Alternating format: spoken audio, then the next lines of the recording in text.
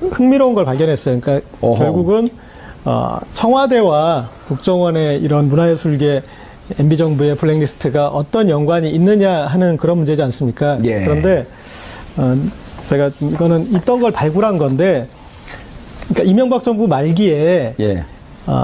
진선미 의원이 지적을 했어요. 그러니까 문화 권력 균형화 전략이라고. 그러니까 이게 말하자면 좌파 청산 전략이에요. 그러니까 문화예술계의 좌파 청산 전략을 그 당시 2012년 말에 문제 제기를 했었는데, 문화 권력 균형화 전략. 네. 그 말은 전략. 균형을 맞추자는데, 예. 지금 문화예술계가 좌파의 점령당에 있으니 빨리 저들을 몰아내고 빼앗자 하는 이제 그런 전략이 담긴 청와대 기획관리비서관실 보고서고요. 예. 이게 작성 시기가 2008년 8월 27일이에요. 2008년 8월 27일. 예. 이명박 출범된 지 약 한 5개월쯤 됐을 때요. 그렇죠. 그래서 지금 이제 말하는 국정원의 이 문화예술계 블랙리스트보다도 6개월 정도 전인 거죠. 그렇네요. 네, 그래서 청와대에서 이미 이런 기획을 하고 국정원은 실행을 했다. 이렇게 연결해서 볼 수 있을 것 같습니다. 그걸 좀 미리 주셨으면 우리가 그 그래픽으로 좀 잡았을 텐데 그걸 아주 그 출연도 얄밉게 하시네요. 내 거니까. 아이 얄미워. 조대진 변호사님, 우리는 그 40분 동안 이명박 전 대통령에게 칼끝이 향할 거냐 안 할 거냐 이렇게만 얘기해도 시간이 부족해요. 그렇죠. 예.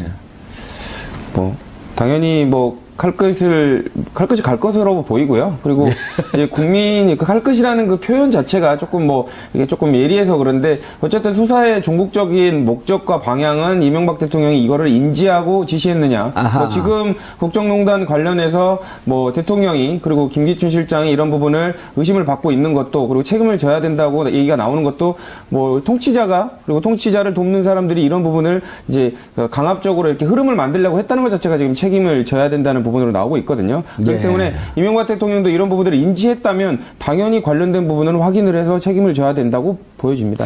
재밌는 게요. 박근혜 전 대통령에도 지금 블랙리스트 관련한 혐의가 18개 혐의 중에 들어가 있잖아요. 네. 들어가 있죠. 블랙리스트 이건 직권남용의 그 혐의로 따지게 되면 직권남용인 거죠. 그렇죠. 네. 예, 직권남용에 의한 권리행사 방해. 네.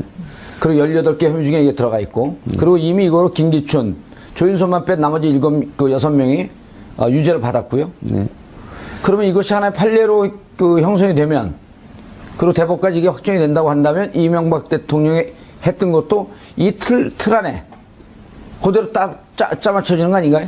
그렇죠. 일단 직권남용에 관련된 부분, 지금 최순실, 박근혜 전 대통령 관련해서는 김기춘 실장이 주도적인 역할을 했다라고 지금 알려져 있고 기소된 상태거든요. 근데 예. 지금 이명박 대통령 사건 같은 경우에는 그 원세훈 전 국정원장이 되게 주도적인 역할을 아마 했을 것이다. 예. 라는 부분 때문에 아까 말씀 주신 직권남용 말고도 아마 원세훈 전 국정원장이 적극적으로 개입했다면 국정원 직원법 위반, 국정원법 예. 위반도 아마 관련돼서 아마 기소될 것으로 보입니다. 그럼 이제 뭐 그 원세훈 전 원장은 지금 4년 살고 있는데, 이번에 이제 그 민간인, 그렇죠. 외부 댓글팀이 팀장들이 지금 48명이라는 거 아니에요? 팀은 30개. 이거 돼갖고 이제 그 국고 손실, 죄가 되면 5년에서 50억이 넘어갈 것이 분명하니까, 5년에서 무기징역까지. 아유, 그럼 살아생전에 못 나오시는 거 아닌가? 그러니까 지금 변호사들이 생각하는 게 지금 그 원세훈 전 원장이 지금 받았던 거 저번에 예. 이제 검찰이 변론 제기를 신청하지 않았습니까? 이런 추가 증거가 있으니까 변론을 제기해서 형량에 관련된 부분을 더 따져봐야 된다라고 했는데 재판부가 보질 않았습니다. 그러니까 추가된 증거는 이전에 제출된 증거하고 뭐 질적으로 비슷하기 때문에 그거는 별 문제가 안 된다라고 했기 때문에 지금 4년을 받았는데 예. 지금 드러나고 있는 부분들은 그거보다 훨씬 더 질적으로 큰 부분들이 많거든요. 그러니까 지금 확정되고 재판받은 4년은 문제가 아닐 정도로 더 큰 먹구름들이 지금 다가오고 있다 이렇게 봐야 될 것 같습니다. 먹구름이 아니라 정의의 심판의 밝은 구름 아니에요? 그렇죠. 그건 이제 본인이 보기에는 아마 먹구름으로 보일 겁니다. 본인한테는 먹구름이고. 그런데 저 카메라들 왜 저렇게 잡아 바지가 이렇게 짧아진 거야? 예. 최민희 의원하고 친하게 좀 가까이 올라왔더니 바지 짧은 거지. 바지가, 네. 다리가 길어지신 거 아닙니까? 그냥 가던 길 계속 가세요. 이분들이 다 친한 분들 아니에요? 네, 지금 그 5개 분야 82명 예. 중에 저하고 뭐 무지하게 친한 분들입니다, 주로. 무지하게 친해? 네. 친해도? 네. 어떻게. 이분들 지금 웃으면서 얘기하지만 그때는 무척 이상하게 프로그램에서 하차했고. 그렇죠. 예, 그리고 문성근 전 민주당 대표까지 하셨죠. 예. 이분의 경우는 뭐, 일단 노사모 하면서 방송 활동이 어렵긴 했는데, 이명박 정부 들어서면서부터 이분이 어떤 영화에 나가려고 한다. 그러면 펀드가 끊기고 뭐 이랬다는 거 아닙니까? 예, 그래서 그래서 그때부터 영화 활동도 전혀 못했어요. 못했고요. 그 이상한 좀 사이코패스 비슷한 영화의 주인공을 하면 그거를 케이블에서 계속 돌렸죠. 예, 그래서 아주 묘한 정말 그것도 좀 이상한 그러네요. 것입니다. 그리고 뭐 여기뿐만 아니라 명계남, 뭐 진중권, 조정래 그러네요. 이 전부 다 명계남, 문성우 이런 분들은 노사 활동을 하긴 했지만 대한민국에서 정말 자타공인하는 명배우들 아니에요? 그렇죠. 문성근님은 한때 국민 배우였고요. 예. 한때 우리나라 영화는 명계남이 나온 것과 안 나온 것으로 바뀐다. 이렇게 구분된다는 얘기가 나올 정도로 지금의 이제 오달수 비슷한 그런 거였죠. 명계남. 이경영이죠. 아니죠. 오달수, 그렇죠. 오달수, 이경영. 이경영. 조연으로서 영화를 맛깔나게 좀 빛내주는. 네. 근데 서양과 무관하게 이런 분들은 영화에 나오게 했어야 되는 건데. 그렇죠. 그래서 저는 이제 이번에 요 이명박의 블랙리스트. 이건 너무 잘 네이밍한 것 같아요. 이명박의 블랙리스트. 네, 라고 저는 명명을 하는데 이걸 보면서 역시 우리가 이명박근혜 정부 이렇게 얘기를 했거든요. 예. 이명박근혜 정권. 아하. 그래서 블랙리스트도 방송 장악도 시조는 이명박 정부였다. 그리고 박근혜는 이명박이 깔아놓은 방송 장악에 그 결과를 향유했다. 예, 블랙리스트도 결국은 뭐 시조는 이명박 그래서 정부였네요. 저는 예. 이 리스트를 보면서 반성을 했습니다. 그러니까 이명박 정부가 정부에 반대하는 이런 문화예술인 연예인들의 리스트를 만들었잖아요. 생각을 해보니까 제가 정보 보고를 한 격이 됐더라고요. 이분들의 활동에 대해서 당시에 제가 이제 소셜 테이너라는 말을 좀 만들어서 그러니까 사회 문제에 관심 있는 엔터테이너들을 소셜 테이너로 묶어서 숨은 활동을 하시는 분들까지 제가 취재를 해서 그분들의 이야기를 했는데 그거를 근거로 블랙리스트를 만들었다. 그렇죠. 이게 그런 것들을 참고해가지고 예. 뒤에서 이런 배우들이 암약을 하고 있구나. 그게 MB의 배우 조정이었다. 그렇죠. 예. 그때 배우 조정을 한 거예요, 고재열 기자가. 예, 소셜 테이너라는 그 말이 예. 그게 굉장히 신선해서 그럼요. 새로운 신조어였습니다. 그걸 고재열 기자가 만들었나요? 네. 오. 그런데 이제 여기 보면 이제 좌파 연예인 꽤 인상적으로 다가왔었는데 소셜 네, 테이너가. 그때 그랬습니다. 예. 그런데 그 뒤에 이제 소셜 테이너 시대가 끝나고 네. 폴리 테이너 시대로 오면서 제가 1호였었잖아요.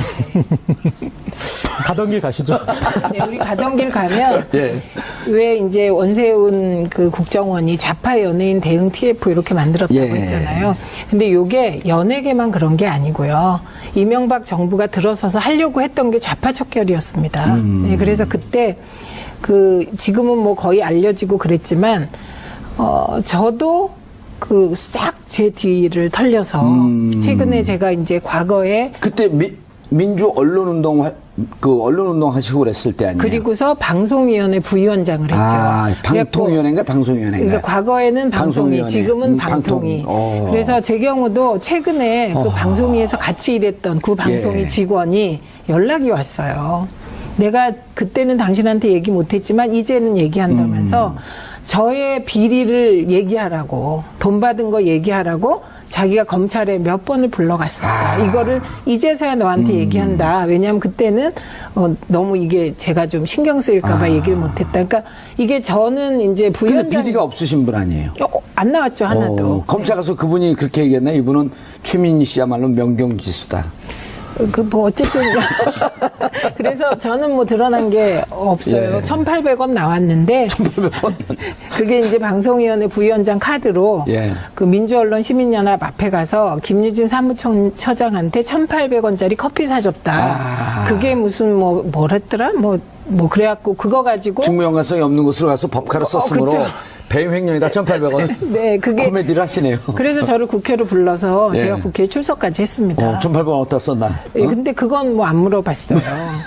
그래서 그 당시 분위기가 예. 저가 그 정도였기 때문에 그때 정말 2008년 초에는 예. 그러니까 모두가 좌파였고 이전 정부에서 종사했던 사람은 그래서 대대적인 이렇게 얘기하면 그렇지만 소탕 작전이 벌어질 때라 그때 하도 닥달 당하던 공무원이 나는 영혼이 없다고 얘기할 정도였거든요. 예. 그래서 그 연장선상에서 연예인은 이제 리스트 만들었고 저는 이 리스트가 전 영역에 다 있었을 거라고 예. 봅니다. 그러니까 저게 그 문화 권력의 지형을 좀 그 균형 있게 만들겠다. 그러니까 이런 거거든. 좌파나 진보 진영이라고 얘기하지도 않고 이제 국민들이 우리 좌우 이제 컴플렉스가 있는 나라니까 좌파라고 네이밍을 딱 해놓는 순간 이것은 경우에 따라서는 북한 김정은 정권에 추종하는 빨갱이 세력이다라고 이렇게 몰기에 무척 편한 네이밍 아니에요? 좌파라고 하는 게. 예. 그렇죠. 예를 들어 그 민주 인사라든지 과거에는 무슨 제야 운동권 인사 이렇게 했단 말이에요. 근데 진보 인사라든지 이렇게 하지 않고 좌파라고 해놓고 좌쪽으로 기울어졌으므로 이걸 바로 놓자. 그 단어가 뭐와 연계되어 있냐면요. 종북 좌파, 예. 친북 좌파. 이렇게 앞에 그러네요. 종북과 친북이 붙으면 이제 그게 대중을 속이는 언어가 되죠. 자신 스스로 불법 종북 세력이라고 그 자임하는 분이 계시거든요. 명진 스님. 그 명진 스님이 지금 이 대통령을 만들어야 하겠다고 생각하는 사람이 저하고 무관해요.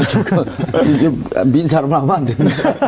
지금 이제 불법은 부처님 법이고 예. 종북은 종하고 북치니까 저래서. 김재동 씨를 너무 좋아해서 예. 이런 사람 대통령 돼야 된다고까지 말씀하시잖아요. 근데 김재동 씨는 당시에 어허. 전담 국정원 직원이 있었어요. 왜냐면 대중적으로 그 실제로 영향력이 많았어요. 근데 그 이제 전담 국정원 직원이 김재동 씨한테 내가 당신을 맡긴 하는데 나도 당신의 팬이다. 근데 그 사람을 노무현입니다. 네. 영화 대목의 대자비 같으네요, 일종의. 그래서 김재동 씨가 소주도 사주고 오. 같이 얘기도 들어주고 그런 분이 나중에 대통령 되던데, 진짜. 명진 스님이 간파하신 거죠. 예. 근데 거기에 김민선 씨 나오잖아요. 네.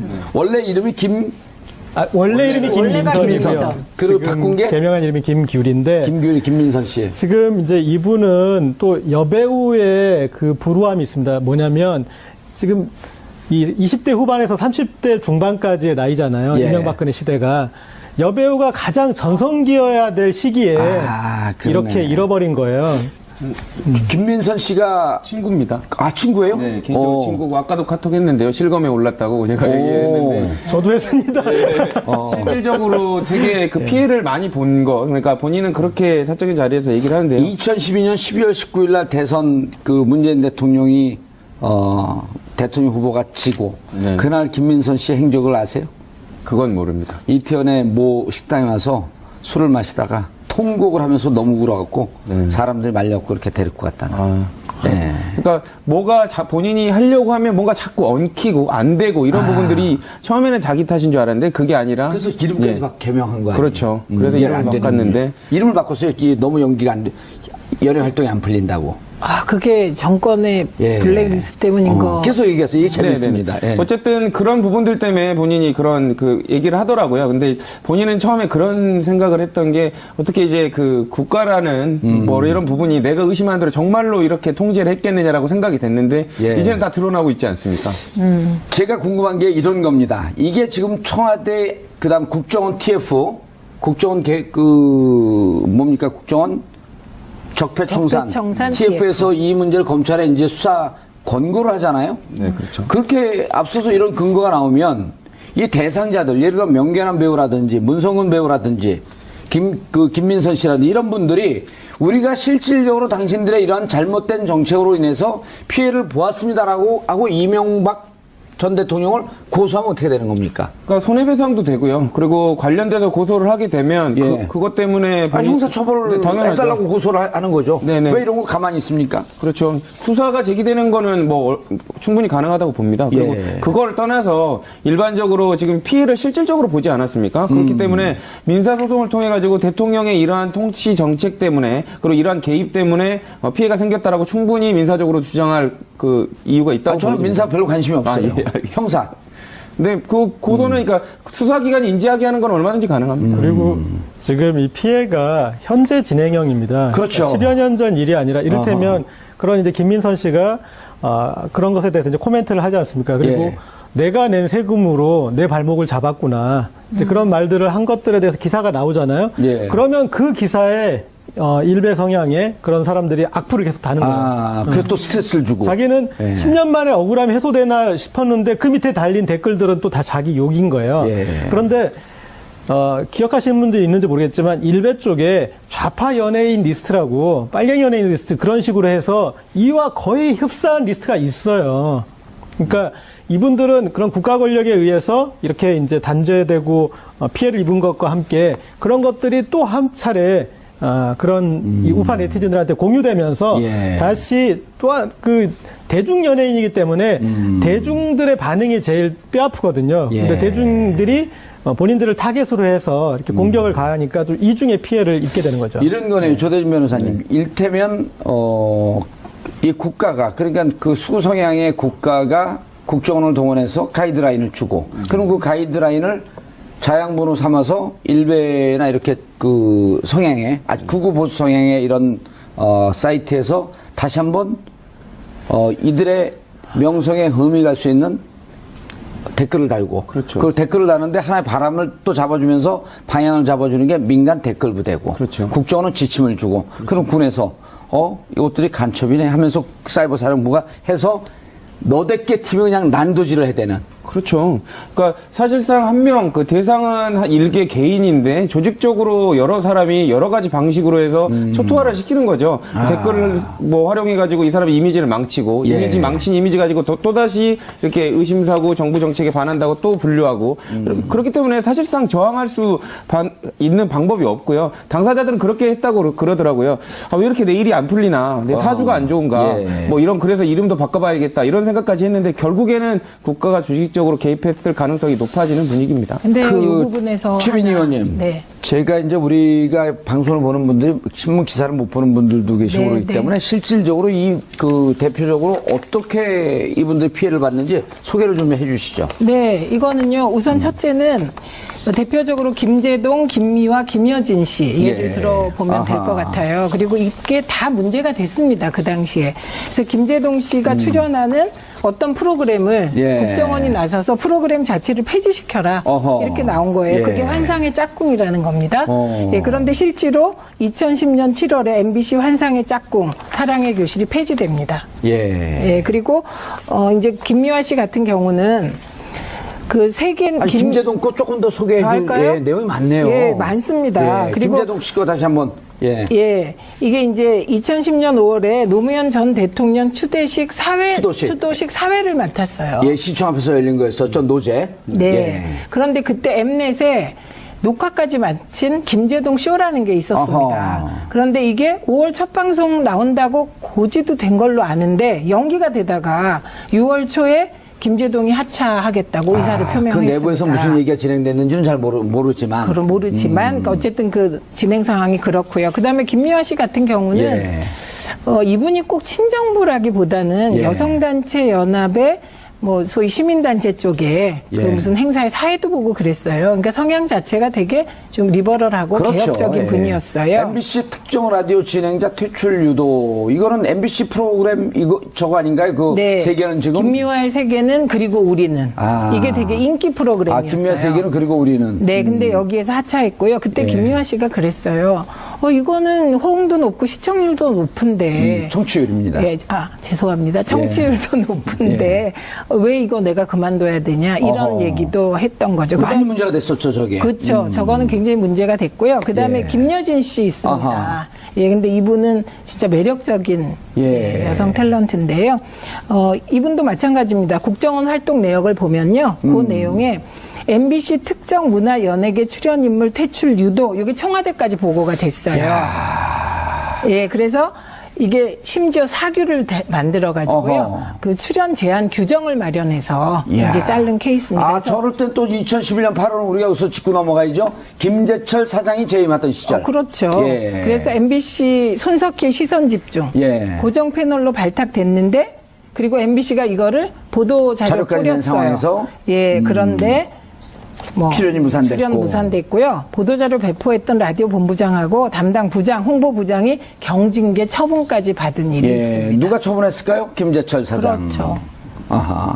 아주 환상의 콤비네요. 근데요, 아까 환상의 짝꿍이라고 나왔는데 김재철 사장과 원세훈 국정원장 그다음에 환상의 트리오. 이명박 전 대통령을 환상의 추천해요. 트리오. 근데 환상의 저는 삼짝꿍. 예, 여기서 연예계 블랙리스트를 왜 이렇게 심혈을 기울였을까? 예. 이게 왜 그러냐면요. 이게 이제 다른 특정 부분은 예. 정치권은 리스트를 만들어도 이게 문화로까지 확산되기가 어렵습니다. 대중들에게 파급력이 예, 좋으니까. 파급력이 크고요. 이게 결국 일베까지 전해지고 특정 댓글 부대뿐만 아니고 일베의 극우 성향의 네티즌들에게까지 전파돼서 아직까지도 그분들이 댓글을 달잖아요. 예. 그래서 연예계 블랙리스트에 그분들이라고 심혈을 그러는 건 기울인 좀 듣기가 거북하네. 그 사람들이. 네, 그 사람들. 예. 자, 그런데 방송 자체에 개입한 것뿐만 아니고 국세청까지 동원했다? 고재열 기자님. 네.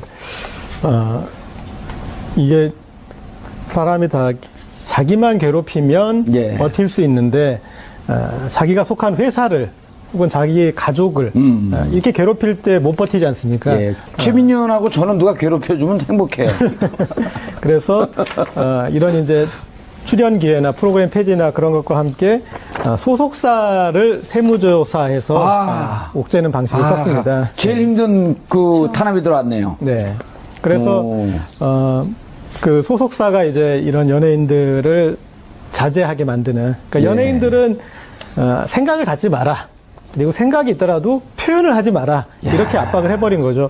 이 이제 리스트 중에 이제 나중에 또 이렇게 드러난 분 중에 유준상 씨가 있는데 그분은 이런 사회활동이나 이런 걸 전혀 하지 않고 유준상 씨요? 예, 넝쿨당에 뮤지컬- 나왔던 그 유준상 네, 씨인가요? 그 배우인데 오. 이유가 뭐냐면 노무현 대통령 그 이제 검찰 조사 받고 그럴 때 대검찰청 게시판에다가 어허. 게시판에다 이렇게 항의글 하나 썼는데 그런 자기 의사 표현했던 것들이 나중에 이제 이런 그 리스트까지 오르게 되는 그런 일이 몰랐네요. 있었거든요. 아니, 유준상 씨는 2012년에 그, 누구죠?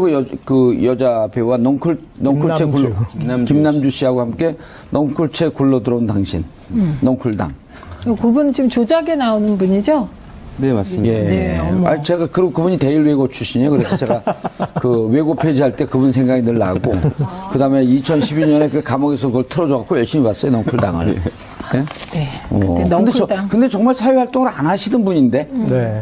댓글 하나 달았다고. 예. 오죽하면 뭐 신의 유형 갈 때 너무 그 협찬이나 찬조를 많이 받았고 뭐 그 사람들한테 눈총이 있었다 뭐 이제 이런 헛소문인지 뭐 그 사실인지 모르겠는데 사회활동과 그렇게 전혀 무관하게 연예 활동만 열심히 하시던 분인데. 예. 정말 구석구석 잘하세요. 예. 그 찬조 많이 받은 거 아셨어요? 전 몰랐습니다. 아주 그거는 중요한 정보를. 신혼여행을 이렇게 갔다는 얘기도 있어요. 자, 조대진 변호사님. 예, 예.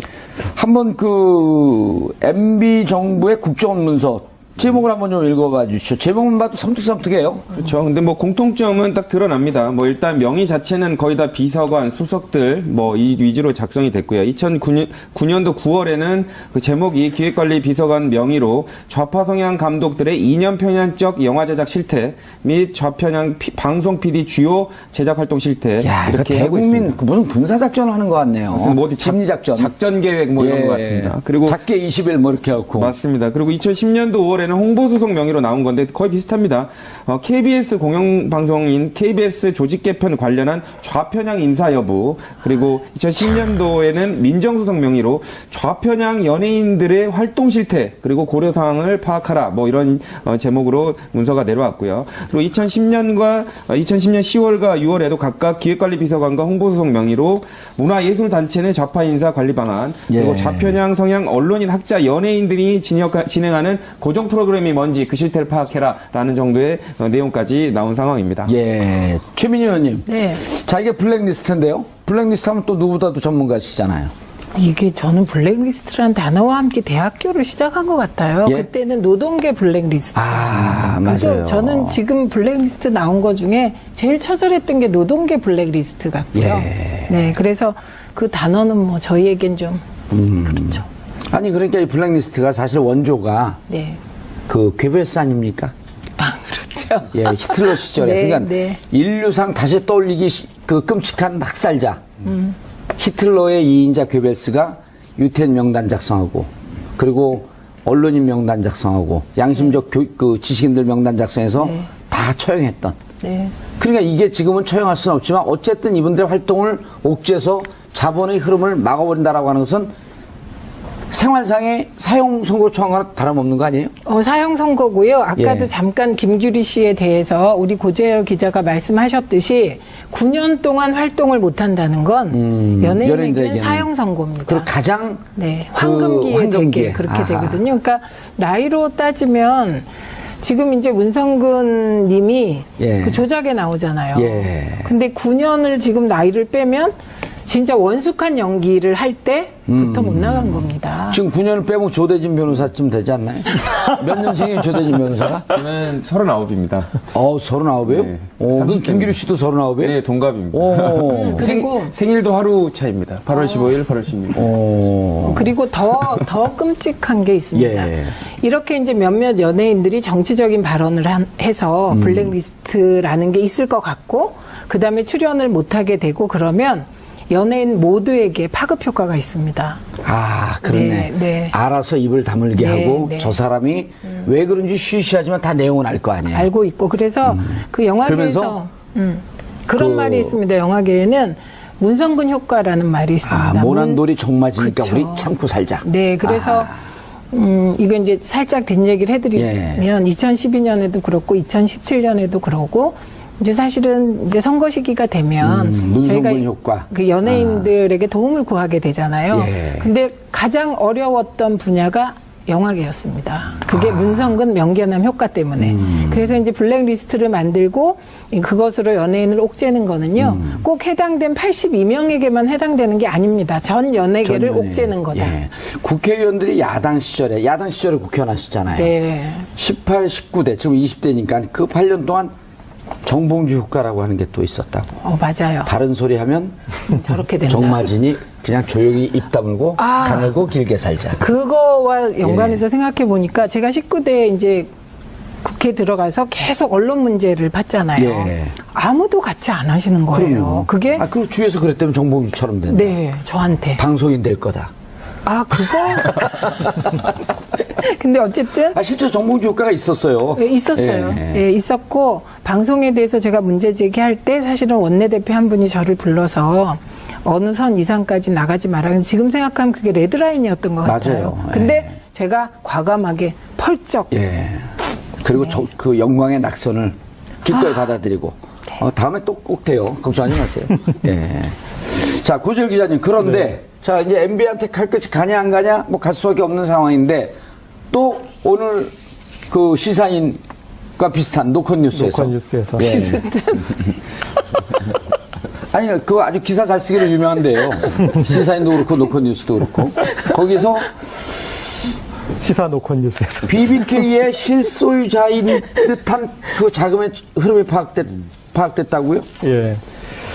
어젯밤에 그 기사를 쓴 손태임 기자가 저한테 계속 카톡을 까는 분위기인데 이제 카톡을 까서 뭐 이 BBK 관련해서 이명박 쪽 코멘트를 좀 들을 만한 사람을 소개시켜달라 그래가지고 뭔 기사를 쓰려나 했더니 아침에 봤더니 이제 그 개인적으로 기사를- 아는 기사였나요? 네. 오. 저도 좀 압니다. 저도. 예. 자, 그런데 그 결국은 그 LK뱅크에서 네. 이명박 개인 계좌로 49억 5천원 뺀 55에서 5천원 뺀 돈이 넘어갔다. 그래서 가장 중요한 것은 당시 수사 결과에서 검찰이 클리어를 해줬던 내용이라는 게 중요하죠. 그러니까 그때 검찰이 쉽게 얘기해서 말아드셨던. 그렇죠. 그러니까 파악을 못했다고 했다는 게 아니라 예. 그런 돈 없다고 그랬었는데 이제 그거 지적해갖고 감옥 간 사람 있잖아요. 이분이요. 제가 그거 똑같이 지금 지적한 거거든요. 예. 왜 몰랐느냐, 묵살했느냐. 네. 그렇죠. 이제 그것 때문에 이제 그리고 지금 주진우 기자가 밝힌 그 예. 이명박 실수 계좌에서. 청와대가 예. 140억이 다스로 가는 사실상의 이명박 전 대통령 소유주로 우리가 생각하는 예. 다스로 가는 것에 대해서 청와대와 뭐 외교부와 다스와 LA 총영사와 모든 총 작전을 해서 했다는 걸 이제 결합이 됐고 그래서 이전에 BBK 사건에 검찰이 결론 내렸던 것들이 모든 기반들이 지금 허물어지고 있습니다. 그러니까 아하. 그래서 이런 사건들이 법적으로 이명박 전 대통령을 언제 조사하느냐 그것도 관건이겠지만 예. 제가 봤을 때 전 대통령을 부르는 것은 국민이라고 생각합니다. 그래서 대대적인 이렇게 얘기하면 그렇지만 소탕 작전이 벌어질 때라 그때 하도 닥달 당하던 공무원이 나는 영혼이 없다고 얘기할 정도였거든요. 예. 그래서 그 연장선상에서 연예인은 이제 리스트 만들었고 저는 이 리스트가 전 영역에 다 있었을 거라고 예. 봅니다. 그러니까 저게 그 문화 권력의 지형을 좀 그 균형 있게 만들겠다. 그러니까 이런 거거든. 좌파나 진보 진영이라고 얘기하지도 않고 이제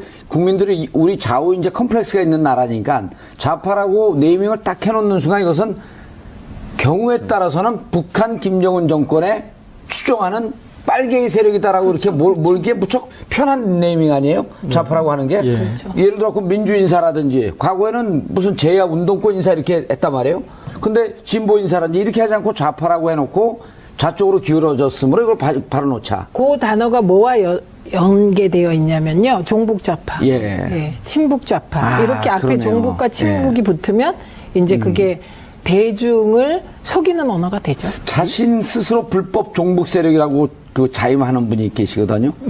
명진 스님. 그 명진 스님이 지금 이 대통령을 만들어야 하겠다고 생각하는 사람이 저하고 무관해요. 민사로만 하면 안 됩니다. 지금 이제 불법은 부처님 법이고 예. 종북은 종하고 북치니까 저래서. 김재동 씨를 너무 좋아해서 예. 이런 사람 대통령이 돼야 된다고까지 말씀하시잖아요. 근데 김재동 씨는 당시에 어허. 전담 국정원 직원이 있었어요. 왜냐면 대중적으로 그 실제로 영향력이 많았어요. 근데 그 이제 전담 국정원 직원이 김재동 씨한테 내가 당신을 맡긴 하는데 나도 당신의 팬이다. 근데 그 사람을 노무현입니다. 영화 대목의 대자비 같으네요, 일종의. 그래서 김재동 씨가 소주도 사주고 오. 같이 얘기도 들어주고 그런 분이 나중에 대통령 되던데, 진짜. 명진 스님이 간파하신 거죠. 예. 근데 거기에 김민선 씨 나오잖아요. 네. 원래 이름이 원래 이름이 원래가 김민선이고요. 김민선. 그리고 지금 바꾼 게? 개명한 이름이 김규리인데 김민선 씨. 지금 이제 이분은 또 여배우의 그 불우함이 있습니다. 뭐냐면 지금 이 20대 후반에서 30대 중반까지의 나이잖아요. 예. 이명박근혜 시대가. 여배우가 가장 전성기여야 될 시기에 그러네. 이렇게 잃어버린 거예요. 김민선 씨가 친구입니다. 친구예요? 네, 개인적으로 친구고 아까도 카톡 했는데요. 실검에 올랐다고 제가 얘기했는데 저도 했습니다. 실질적으로 되게 그 피해를 많이 본 거. 그러니까 본인은 그렇게 사적인 자리에서 얘기를 하는데요. 2012년 12월 19일 날 대선 그 문재인 대통령이 대통령 후보가 지고 네. 그날 김민선 씨의 행적을 아세요? 그건 모릅니다. 이태원의 모 식당에 와서 술을 마시다가 통곡을 하면서 너무 울어갖고 사람들이 말려갖고 그렇게 데리고 갔다는. 네. 그러니까 뭐가 본인이 하려고 하면 뭔가 자꾸 엉키고 안 되고 이런 부분들이 처음에는 자기 탓인 줄 알았는데 그게 아니라 그래서 이름까지 예. 막 개명한 거예요. 그렇죠. 그래서 이게 이름을 안 되는 바꿨는데. 거예요. 이름을 바꿨어요. 이게 너무 연기가 안 돼. 연예 활동이 안 풀린다고. 그게 정권의 예. 블랙리스트 때문인 거. 계속 얘기해서 이게 재밌습니다. 네네. 예. 어쨌든 그런 부분들 때문에 본인이 그런 그 얘기를 하더라고요. 근데 본인은 처음에 그런 생각을 했던 게 어떻게 이제 그 국가라는 뭐 이런 부분이 내가 의심하는 대로 정말로 이렇게 통제를 했겠느냐라고 생각이 됐는데 예. 이제는 다 드러나고 있지 않습니까? 제가 궁금한 게 이런 겁니다. 이게 지금 청와대 그다음 국정원 TF 국정원 뭡니까 국정원 적폐청산 적폐청산 TF에서 이 문제를 검찰에 이제 수사 권고를 하잖아요. 네, 그렇죠. 그렇게 앞서서 이런 근거가 나오면 이 대상자들 예를 들어 명계남 배우라든지 문성근 배우라든지 김민선 씨라든지 이런 분들이 우리가 실질적으로 당신들의 이러한 잘못된 정책으로 인해서 피해를 보았습니다라고 하고 이명박 전 대통령을 고소하면 어떻게 되는 겁니까? 그러니까 손해배상도 되고요. 그리고 관련돼서 고소를 하게 되면 예. 그것 때문에 형사처벌을 당연하죠. 해달라고 고소를 하는 거죠. 네네. 왜 이런 거 가만히 있습니까? 그렇죠. 수사가 제기되는 거는 뭐 충분히 가능하다고 봅니다. 그리고 예. 그걸 떠나서 일반적으로 지금 피해를 실질적으로 보지 않았습니까? 그렇기 때문에 민사소송을 통해 가지고 대통령의 이러한 통치 정책 때문에 그리고 이러한 개입 때문에 피해가 생겼다라고 충분히 민사적으로 주장할 그 이유가 있다고 저는 보입니다. 민사 별로 관심이 없어요. 예, 알겠습니다. 형사. 근데 그 고소는 그러니까 수사기관이 인지하게 하는 건 얼마든지 가능합니다. 그리고 지금 이 피해가 현재 진행형입니다. 그렇죠. 10여 년 전 일이 아니라 이를테면 그런 이제 김민선 씨가 그런 것에 대해서 이제 코멘트를 하지 않습니까? 그리고 예. 내가 낸 세금으로 내 발목을 잡았구나. 이제 그런 말들을 한 것들에 대해서 기사가 나오잖아요. 예. 그러면 그 기사에 일베 성향의 그런 사람들이 악플을 계속 다는 거예요. 그게 또 스트레스를 주고. 자기는 예. 10년 만에 억울해. 이게 왜 그러냐면요. 이게 이제 다른 특정 부분은 예. 정치권은 리스트를 만들어도 이게 문화로까지 확산되기가 어렵습니다. 대중들에게 파급력이 예, 좋으니까. 파급력이 크고요. 이게 결국 일베에까지 전해지고 특정 댓글 부대뿐만 아니고 일베의 극우 성향의 네티즌들에게까지 전파돼서 아직까지도 그분들이 댓글을 달잖아요. 예. 그래서 연예계 블랙리스트에 그분들이라고 심혈을 그러는 건 기울이는 좀 듣기가 거북하네. 그 사람들이. 거죠. 네, 그 사람들이. 예. 자, 그런데 방송 자체에 개입한 것뿐만 아니고 국세청까지 동원했다? 고재열 기자님. 네. 이게 사람이 다 자기만 괴롭히면 예. 버틸 수 있는데 자기가 속한 회사를 혹은 자기의 가족을 이렇게 괴롭힐 때 못 버티지 않습니까? 예. 최민희 의원하고 저는 누가 괴롭혀주면 행복해요. 그래서 이런 이제 출연 기회나 프로그램 폐지나 그런 것과 함께 소속사를 세무조사해서 옥죄는 방식을 썼습니다. 제일 힘든 그 탄압이 들어왔네요. 네. 그래서 오. 그 소속사가 이제 이런 연예인들을 자제하게 만드는. 그러니까 예. 연예인들은 생각을 갖지 마라. 그리고 생각이 있더라도 표현을 하지 마라. 이렇게 압박을 해버린 거죠. 이 이제 리스트 중에 이제 나중에 또 이렇게 드러난 분 중에 유준상 씨가 있는데 그분은 이런 사회활동이나 이런 걸 전혀 하지 않고 유준상 씨요? 예, 넝쿨당에 뮤지컬- 나왔던 그 유준상 네, 그 씨인가요? 배우인데 오. 이유가 뭐냐면 노무현 대통령 그 이제 검찰 조사 받고 그럴 때 대검찰청 게시판에다가 어허. 게시판에다 이렇게 항의글 하나 썼는데 그런 자기 의사 표현했던 것들이 나중에 이제 이런 그 리스트까지 오르게 되는 그런 일이 몰랐네요. 있었거든요. 아니, 유준상 씨는 2012년에 그, 누구죠? 그 여자 배우와 넝쿨체 굴러, 김남주 씨하고 함께 넝쿨체 굴러 들어온 당신. 넝쿨당. 그분 지금 조작에 나오는 분이죠? 네, 맞습니다. 예. 네, 어머. 아니, 제가, 그분이 대일외고 출신이에요. 그래서 제가 그 외고 폐지할 때 그분 생각이 늘 나고, 그 다음에 2012년에 그 감옥에서 그걸 틀어줘갖고 열심히 봤어요. 넝쿨당을. 예? 네. 어. 그때 근데, 넝쿨당. 근데 정말 사회활동을 안 하시던 분인데, 네. 댓글 하나 달았다고. 예. 오죽하면 뭐 신해유행 갈 때 너무 그 협찬이나 찬조를 많이 받았고 뭐 그 사람들한테 눈총이 있었다 뭐 이제 이런 헛소문인지 뭐 그 사실인지 모르겠는데 사회활동과 그렇게 전혀 무관하게 연예 활동만 열심히 하시던 분인데. 예. 정말 구석구석 잘하세요. 예. 그 찬조 많이 받은 거 아셨어요? 전 몰랐습니다. 아주 그거는 중요한 정보를. 신혼여행을 이렇게 갔다는 얘기도 있어요. 그래서. 자, 조대진 변호사님. 예, 예. 한번 그 MB 정부의 국정원 문서 제목을 한번 좀 읽어봐 주시죠. 제목만 봐도 섬뜩섬뜩해요. 그렇죠. 근데 뭐 공통점은 딱 드러납니다. 뭐 일단 명의 자체는 거의 다 비서관, 수석들 뭐 이 위주로 작성이 됐고요. 2009년도 9월에는 그 제목이 기획관리 비서관 명의로 좌파 성향 감독들의 이념 편향적 영화 제작 실태 및 좌편향 방송 PD 주요 제작 활동 실태 야, 이거 이렇게 하고 대국민 있습니다. 그 무슨 군사 작전을 하는 것 같네요. 무슨 뭐 어디 심리작전. 작전 계획 뭐 이런 것 같습니다. 그리고 작게 20일 뭐 이렇게 하고. 맞습니다. 그리고 2010년도 5월에는 홍보수석 명의로 나온 건데 거의 비슷합니다. KBS 공영방송인 KBS 조직 개편 관련한 좌편향 인사 여부, 그리고 2010년도에는 민정수석 명의로 좌편향 연예인들의 활동 실태 그리고 고려 사항을 파악하라 뭐 이런 제목으로 문서가 내려왔고요. 그리고 2010년 10월과 6월에도 각각 기획관리 비서관과 홍보수석 명의로 문화예술단체 내 좌파 인사 관리 방안, 그리고 예. 좌편향 성향 언론인 학자 연예인들이 진행하는 고정 프로그램이 뭔지 그 실태를 파악해라라는 정도의 내용까지 나온 상황입니다. 예. 최민희 의원님. 네. 자, 이게 블랙리스트인데요. 블랙리스트 하면 또 누구보다도 전문가시잖아요.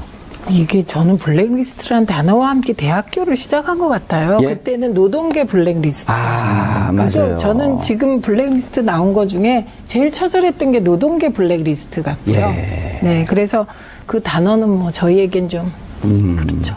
아니, 그러니까 이 블랙리스트가 사실 원조가 네. 그 괴벨스 아닙니까? 아, 그렇죠. 예, 히틀러 시절에. 네, 그러니까 네. 인류상 다시 떠올리기 그 끔찍한 학살자. 히틀러의 2인자 괴벨스가 유태인 명단 작성하고, 그리고 언론인 명단 작성하고, 양심적 그 지식인들 명단 작성해서 네. 다 처형했던.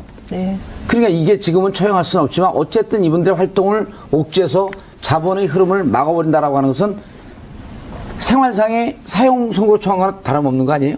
사형 선고고요. 아까도 예. 잠깐 김규리 씨에 대해서 우리 고재열 기자가 말씀하셨듯이 9년 동안 활동을 못한다는 건 연예인에게는 연예인들에게는. 사형 선고입니다. 그리고 가장 네. 사람이 해소되나 싶었는데 그 밑에 달린 댓글들은 또 다 자기 욕인 거예요. 예. 그런데 기억하시는 분들이 있는지 모르겠지만 일베 쪽에 좌파 연예인 리스트라고 빨갱이 연예인 리스트 그런 식으로 해서 이와 거의 흡사한 리스트가 있어요. 그러니까 이분들은 그런 국가 권력에 의해서 이렇게 이제 단죄되고 피해를 입은 것과 함께 그런 것들이 또 한 차례 그런 이 우파 네티즌들한테 공유되면서 예. 다시 또한 그 대중 연예인이기 때문에 대중들의 반응이 제일 뼈아프거든요. 예. 근데 대중들이 본인들을 타겟으로 해서 이렇게 공격을 가하니까 좀 이중의 피해를 입게 되는 거죠. 이런 거네요. 조대진 변호사님. 일테면 이 국가가 그러니까 그 수구 성향의 국가가 국정원을 동원해서 가이드라인을 주고 그럼 그 가이드라인을 자양분으로 삼아서 일베나 이렇게 그 성향의 극우 보수 성향의 이런 사이트에서 다시 한번 이들의 명성에 흠이 갈 수 있는 댓글을 달고 그렇죠. 그 댓글을 다는데 하나의 바람을 또 잡아주면서 방향을 잡아주는 게 민간 댓글 부대고 그렇죠. 국정원은 지침을 주고 그럼 군에서 이것들이 간첩이네 하면서 사이버 사령부가 해서 너댓게 팀이 그냥 난도질을 해대는. 그렇죠. 그러니까 사실상 한 명 그 대상은 한 일개 개인인데 조직적으로 여러 사람이 여러 가지 방식으로 해서 초토화를 시키는 거죠. 댓글을 뭐 활용해 가지고 이 사람의 이미지를 망치고 예. 이미지 망친 이미지 가지고 또 다시 이렇게 의심사고 정부 정책에 반한다고 또 분류하고 그렇기 때문에 사실상 저항할 수 있는 방법이 없고요. 당사자들은 그렇게 했다고 그러더라고요. 왜 이렇게 내 일이 안 풀리나? 내 사주가 안 좋은가? 예. 뭐 이런 그래서 이름도 바꿔봐야겠다 이런 생각까지 했는데 결국에는 국가가 주식적으로 개입했을 가능성이 높아지는 분위기입니다. 근데 이 부분에서 최민희 하나- 의원님, 네. 제가 이제 우리가 방송을 보는 분들이 신문 기사를 못 보는 분들도 계시고 네, 그렇기 네. 때문에 실질적으로 대표적으로 어떻게 이분들이 피해를 받는지 소개를 좀 해주시죠. 네, 이거는요. 우선 첫째는 대표적으로 김제동, 김미화, 김여진 씨 예를 예. 들어보면 될 아하. 것 같아요. 그리고 이게 다 문제가 됐습니다. 그 당시에. 그래서 김제동 씨가 출연하는 어떤 프로그램을 예. 국정원이 나서서 프로그램 자체를 폐지시켜라. 어허. 이렇게 나온 거예요. 예. 그게 환상의 짝꿍이라는 겁니다. 어. 예, 그런데 실제로 2010년 7월에 MBC 환상의 짝꿍 사랑의 교실이 폐지됩니다. 예. 예, 그리고 이제 김미화 씨 같은 경우는 그 세계 김제동 거 조금 더 소개해 줄 할까요? 내용이 많네요. 예, 많습니다. 예, 그리고 김제동 씨 거 다시 한번.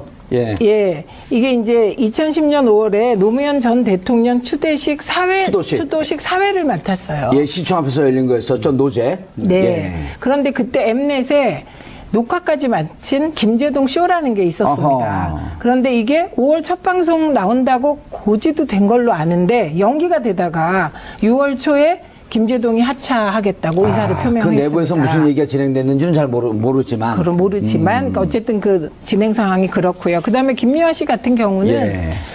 이분이 꼭 친정부라기보다는 예. 여성단체 연합의 뭐 소위 시민단체 쪽에 그 예. 무슨 행사에 사회도 보고 그랬어요. 그러니까 성향 자체가 되게 좀 리버럴하고 그렇죠. 개혁적인 예. 분이었어요. MBC 특정 라디오 진행자 퇴출 유도. 이거는 MBC 프로그램 저거 아닌가요? 그 세계는 지금. 김미화의 세계는 그리고 우리는 이게 되게 인기 프로그램이었어요. 김미화 세계는 그리고 우리는. 네, 근데 여기에서 하차했고요. 그때 예. 김미화 씨가 그랬어요.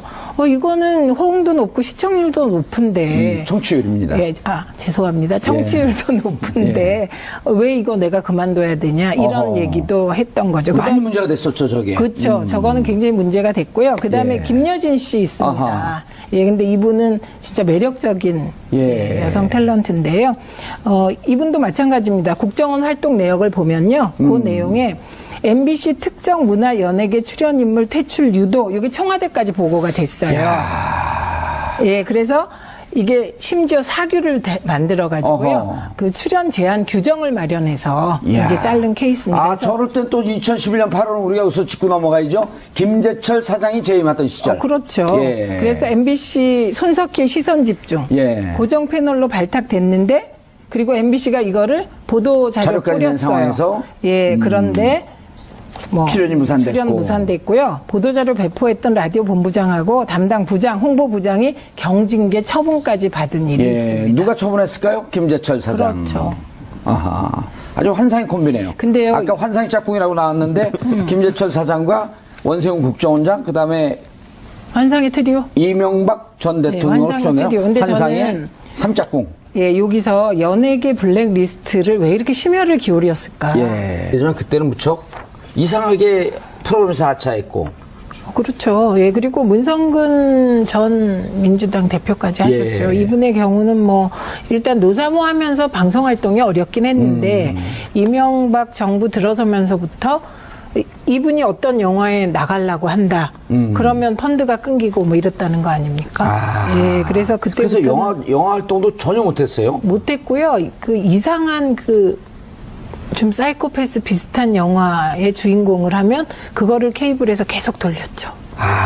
예, 그래서 아주 묘한 정말 그것도 좀 이상한 그러네요. 것입니다. 그리고 뭐 여기뿐만 아니라 명계남, 뭐 진중권, 조정래 그러네요. 이 전부 다 명계남, 문성우 이런 분들은 노사 활동을 하긴 했지만 대한민국에서 정말 자타공인하는 명배우들 아니에요? 그렇죠. 문성근님은 한때 국민 배우였고요. 예. 한때 우리나라 영화는 명계남이 나온 것과 안 나온 것으로 바뀐다. 이렇게 구분된다는 얘기가 나올 정도로 지금의 이제 오달수 비슷한 그런 거였죠. 명계남. 이경영이죠. 아니죠. 오달수, 그렇죠. 오달수, 이경영. 이경영. 조연으로서 영화를 맛깔나게 좀 빛내주는. 네. 근데 서양과 무관하게 이런 분들은 영화에 나오게 했어야 되는 건데. 그렇죠. 그래서 저는 이제 이번에 요 이명박의 블랙리스트, 이건 너무 잘 네이밍한 것 같아요. 이명박의 블랙리스트.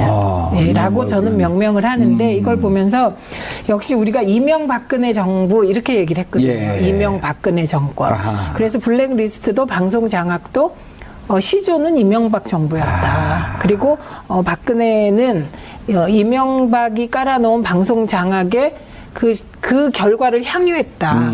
예, 블랙리스트도 결국은 뭐 시조는 이명박 근데 정부였네요. 저는 예. 이 리스트를 보면서 반성을 했습니다. 그러니까 이명박 정부가 정부에 반대하는 이런 문화예술인 연예인들의 리스트를 만들었잖아요. 생각을 해보니까 제가 정보 보고를 한 격이 됐더라고요.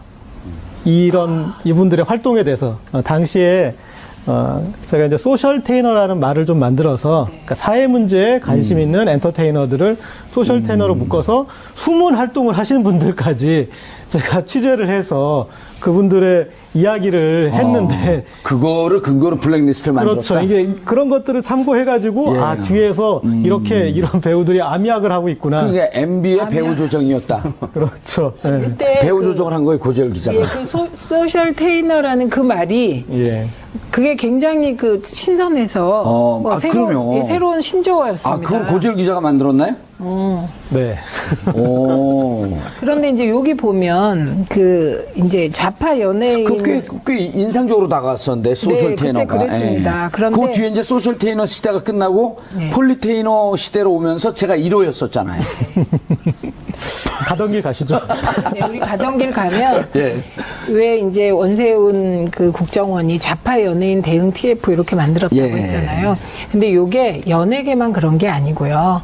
이명박 정부가 들어서서 하려고 했던 게 좌파 척결이었습니다. 네, 그래서 그때 지금은 뭐 거의 알려지고 그랬지만 저도 싹 제 뒤를 털려서 최근에 제가 이제 과거에 그때 민주 언론운동 하시고 그랬을 때 아니에요? 그리고서 방송위원회 부위원장을 했죠. 방통위원회인가 방송위원회인가? 그러니까 과거에는 방송위, 방송위원회. 지금은 방통위. 그래서 제 경우도 최근에 그 방송위에서 같이 일했던 그 방송위 예. 직원이 연락이 왔어요. 내가 그때는 당신한테 얘기 못했지만 이제는 얘기한다면서 저의 비리를 얘기하라고 돈 받은 거 얘기하라고 자기가 검찰에 몇 번을 불러갔습니다. 이거를 이제서야 너한테 얘기한다. 왜냐하면 그때는 너무 이게 제가 좀 신경 쓰일까봐 얘기를 못했다. 그러니까 이게 저는 이제 근데 부위원장 비리가 없으신 분 아니에요? 안 나왔죠 하나도. 검찰 가서 그분이 그렇게 얘기했나요? 이분은 최민희 씨야말로 명경지수다.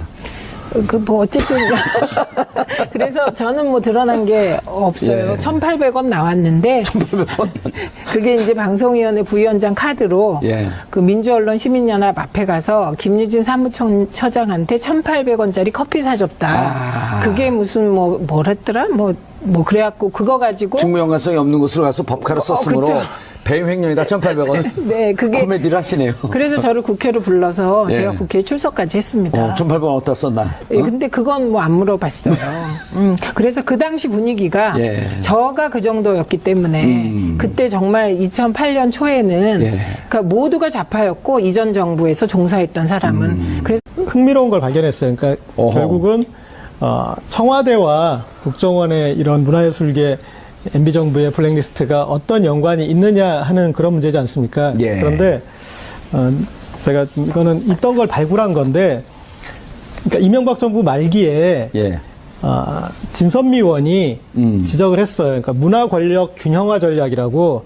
그러니까 이게 말하자면 좌파 청산 전략이에요. 그러니까 오. 문화예술계의 좌파 청산 전략을 그 당시 2012년 말에 문제 제기를 했었는데, 문화 권력 균형화 전략. 네. 그 말은 전략. 균형을 맞추자는데, 예. 지금 문화예술계가 좌파에 점령당해 있으니 빨리 저들을 몰아내고 빼앗자 하는 이제 오. 그런 전략이 담긴 청와대 기획관리비서관실 보고서고요. 예. 이게 작성 시기가 2008년 8월 27일이에요.